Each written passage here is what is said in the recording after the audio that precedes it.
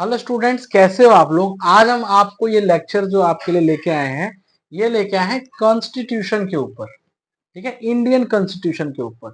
देखिए क्या होता है कि कॉन्स्टिट्यूशन जो होता है, संविधान जो होता है, किसी भी देश की रीढ़ की हड्डी होती है, यानी बैकबोन होता है। ठीक है, कहने का मतलब ये है कि संविधान जो है वो बहुत ही इंपॉर्टेंट डॉक्यूमेंट्स है, जिसकी वजह से जिससे कि पूरा देश गवर्न हो रहा है ना। यानी कि आप देखते हो जैसे कि प्राइम मिनिस्टर, है ना, प्राइम मिनिस्टर हो गया, और आप एमएलए एमपी, ये सारे जो लोग चुन के आ रहे हैं, सारे लोग जो लोग चुन के आ रहे हैं, ये किसकी बदौलत है? कॉन्स्टिट्यूशन के बदौलत। और आपको राइट टू वोट मिला हुआ है, राइट टू वोट मिला हुआ है, ये भी कॉन्स्टिट्यूशन की बदौलत मिला हुआ है, जिससे कि आप एक अमीर आदमी और एक गरीब आदमी दोनों की पावर जब वोट डालने की होती है तो सेम होती है। ठीक है, क्या होती है? सेम होती है। एक अमीर आदमी और एक गरीब आदमी दोनों की वोट डालने की पावर जो होती है सेम होती है। अब कॉन्स्टिट्यूशन जरूरी क्यों होता है? आपको पता है कि अगर ये यूनिफॉर्मिटी नहीं आएगी, है ना, एक समानता नहीं आ पाएगी। अगर आप कॉन्स्टिट्यूशन ना हो जिस देश में और डेमोक्रेसी ना हो, तो एक समानता सी नहीं आ पाती है चीज। तो सबको समान करने के लिए कॉन्स्टिट्यूशन हमारा होना जरूरी था, इसलिए हमारा कॉन्स्टिट्यूशन आया। ठीक है, अब हमारा जो कॉन्स्टिट्यूशन है वो बन के कब तैयार हुआ था, कब से बनना स्टार्ट हुआ था, ये डिस्कस करेंगे हम इसके अंदर। फिर इसके अंदर ये डिस्कस करेंगे कि भाई इसके अंदर कितने आर्टिकल हैं, और इस आर्टिकल के अंदर जो है, इस आर्टिकल के अंदर कुछ ऐसी चीजें हैं जो हमें ये बताती है कि भाई किसको क्या सजा मिलेगी। इसके लिए संविधान के थ्रू कैसे लॉ बनाया गया है ना, कैसे लॉ बनाया गया है, किस तरीके से जो है आपके कोर्ट चलते हैं, है ना, ये भी कहीं ना कहीं संविधान की ही बदौलत जो है कोर्ट भी चल रहे हैं, और कोर्ट में अपराधियों को किस तरह सजा मिलती है, ये संविधान ने ही दे रखा है कि किसको पावर देनी है, कौन डिसाइड करेगा, कौन क्या डिसाइड करेगा, कैसे डिसाइड करेगा। ठीक है, फिर हम ये डिस्कस करेंगे कि संविधान को अगर हमें थोड़ा बहुत अमेंड करना पड़े, चेंज करना पड़े, तो हम कैसे करेंगे। ठीक है, और फिर ये डिसाइड करेंगे कि ये डिस्कस करेंगे कि संविधान में हम क्या बदलाव नहीं कर सकते। ठीक है, ये सारी चीजें आज के इस लेक्चर के अंदर डिस्कस करेंगे। बहुत ही अच्छा लगेगा आपको ये लेक्चर, पूरा ध्यान से सुनिएगा। ठीक है, देखिए क्या होता है कि कॉन्स्टिट्यूशन के अंदर जो टोटल हम देखा जाए तो आर्टिकल और शेड्यूल और पार्ट के ऊपर बेस्ड है। ठीक है, जो संविधान बनने की जो प्रक्रिया है भारत के अंदर, वो 9 दिसंबर को स्टार्ट होती है। 9 दिसंबर को स्टार्ट होती है 1946 में। ठीक है, यानी पहली बैठक जो होती है कॉन्स्टिट्यूशन असेंबली की, जो कॉन्स्टिट्यूशन असेंबली थी, हालांकि उस समय चुनाव नहीं हुए थे, तो ये कॉन्स्टिट्यूशन असेंबली जो बनाई गई थी, है ना, वो उसकी जो बैठक थी, संविधान सभा की जो पहली बैठक थी, वो ही 9 दिसंबर 1946 को। उसके बाद अगली बैठक हुई 11 दिसंबर 1946 में। फिर उसके बाद अगली बैठक होती है 13 दिसंबर 1946 में। 13 दिसंबर की जो बैठक होती है उसके अंदर जवाहरलाल नेहरू ने उद्देश्य प्रस्ताव पेश किया। ठीक है, क्या पेश किया? उद्देश्य प्रस्ताव। ये हमारा क्या उद्देश्य है इस देश के लिए, उद्देश्य प्रस्ताव पेश करते हैं जवाहरलाल नेहरू, बाय जवाहरलाल नेहरू। क्वेश्चन ये भी आ सकता है कहीं भी, है ना, लाल नेहरू। ठीक है, पंडित जवाहरलाल नेहरू। ठीक है, तो 13 दिसंबर 1946 को ये पेश किया जाता है। उसके बाद हमारा जो संविधान है वो बन के तैयार कब हुआ था? 26 नवंबर 1949 में।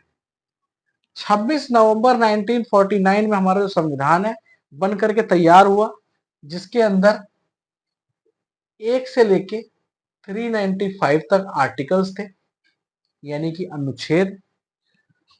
8 शेड्यूल थे। ठीक है, अनुसूचियां, और पार्ट 22 थे, टोटल पार्ट 22 थे। ठीक है, आज ये शेड्यूल की संख्या जो है वो 12 हो चुकी है। ठीक है, और इसी तरह से इसके अंदर भी बहुत सारे आर्टिकल ऐड हुए हैं, लेकिन जो नंबरिंग है पहली और आखिरी 395 है। आप कहोगे कि फिर और आर्टिकल इसी के अंदर जोड़ा गया, जैसे के अंदर, जैसे मान लीजिए कि article number 30 right to property के बारे में बात करता था, ठीक है, तो उसके अंदर 31, sorry article number 31 right to property के बारे में बात करता था, ठीक है, तो उसको आर्टिकल 31 को हटा करके अब उसमें कुछ बचा हुआ है 31A, 31A, B, C, इस तरह से चीजें बची हुई है। तो कुल मिलाकर के और आर्टिकल नंबर 31 को हटा करके 300A में डाल दिया गया है और वो लीगल राइट बन गया है। पहले जो राइट टू प्रॉपर्टी था वो फंडामेंटल राइट था। अब फंडामेंटल राइट को बदला नहीं जा सकता है, वो सुप्रीम कोर्ट ने बाद में डिसाइड किया कि फंडामेंटल राइट कैसे चेंज होगा। पहले फंडामेंटल राइट को बदल दिया जाना, ऐसा कहा गया कि बदला जा सकता है, फिर कहा नहीं बदला जा सकता है, फिर कहा कि चलो बदल सकते हैं। फिर बहुत सारे अगले केसेस में जो लास्ट केस था, सबसे बड़ा केस देखा जाए तो अब तक का, जो कॉन्स्टिट्यूशनल बेंच जिसके अंदर 11 जजेस थे, है ना, केशव नंद भारती केस, उस केस में कॉन्स्टिट्यूशन असेंबली ने उस केस में कोर्ट ने ये कहा कि जो गवर्नमेंट है, लेजिस्लेशन है, वो जो है संविधान के किसी भी चीज को अमेंड कर सकती है, बट संविधान जो किसी भी चीज को अमेंड कर सकती है, बट बेसिक फीचर को हाथ नहीं लगाएगी, ठीक है, बेसिक फीचर को चेंज नहीं करेगी। बेसिक फीचर क्या क्या है, ये सारी चीजें इस केस के अंदर डिस्कस की गई है, ठीक है। चलिए, तो इस तरह का चीजें हैं, 26 नवंबर को बनकर तैयार हुआ, और उसके बाद ये जो चीज है 26 नवंबर को बनकर तैयार होता है, 24 जनवरी को सारे लोग इस पे साइन करते हैं, जो भी थे, ठीक है, सारे लोग साइन करते हैं कॉन्स्टिट्यूशन असेंबली वाले। उसके बाद 26 जनवरी को, 26 जनवरी 1950 को ये जो संविधान जो है वो इनेक्ट हो जाता है, ठीक है, संविधान जो है इनेक्ट हो जाता है। क्लियर? मैंने आपको ये बताया कि आर्टिकल कितने, शेड्यूल कितने, और आपका पार्ट कितने, पार्ट आज की डेट में जो पार्ट है, यानी जो भाग है संविधान के अंदर, वो टोटल 25 हो चुके हैं वैसे, ठीक है, ABC ऐड करके, ठीक है।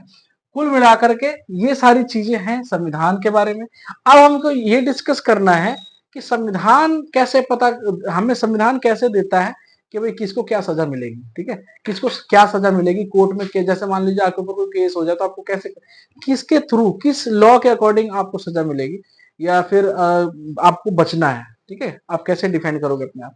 तो संविधान ने ही एक नई चीज की शुरुआत कर रखी है, जैसे कि आपका आज BNS है, BSA है, और BNSS है, ठीक है। यानी पहले होता है संविधान, उसके बाद आती है ये सारे एक्ट्स, ठीक है। भारतीय नागरिक सुरक्षा, IPC जो था पहले, फिर BSA भारतीय साक्ष्य अधिनियम, और फिर BNSS भारतीय नागरिक सुरक्षा संहिता, ठीक है। ये भारतीय न्याय संहिता है, ठीक है, याद रखना, भारतीय न्याय संहिता, भारतीय नागरिक सुरक्षा संहिता, ठीक है, ये सारी चीजें आ गई। तो इसके थ्रू आपको ये जो सिस्टम है वो गवर्न करेगा, ठीक है। पहले तो होता है कॉन्स्टिट्यूशन, उसके बाद ये जो पावर डेलीगेटेड है, यानी इनके अंदर जो पावर डेलीगेटेड है, जो दी गई है कोर्ट के अंदर, जो पावर दी गई है वो थ्रू कॉन्स्टिट्यूशन है। तो यानी कॉन्स्टिट्यूशन जो है वो एक बेसिक चीज है, यानी कि किसी देश के अंदर अगर हम शासन व्यवस्था की बात करें, तो सबसे ऊपर, सबसे जो बेसिक है, जिसके ऊपर कुछ नहीं है, वो है कॉन्स्टिट्यूशन। कॉन्स्टिट्यूशन।